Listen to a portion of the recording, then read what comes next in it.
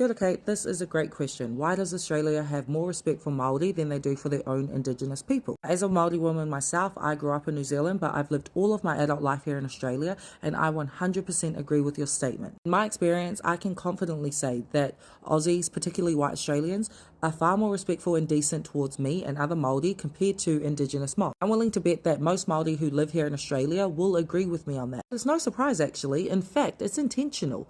Colonisation is ongoing. A lot of people think that colonisation is this historical event that happened over 100 years ago and it disappeared with establishment. That's simply not how colonialism works. As of present, Australia is the only country in the Commonwealth who doesn't have a treaty with their Indigenous people. It has the highest rate of incarceration of Indigenous people in the world. Aboriginal people are 16 times more likely to be killed in custody compared to non-Aboriginal people. They also have a significantly lower life expectancy compared to the rest of Australia. I said all that to say this. Racism in Australia is not only systemic, but it's intentional. It is designed to be this way. Aussies, in turn, are conditioned to uphold this legacy of violence and systemic oppression of Indigenous people, but you don't see it that way because it's been rebranded as patriotic. I mean, this country celebrates Australia Day on a date that represents the beginning of genocide for First Nations people.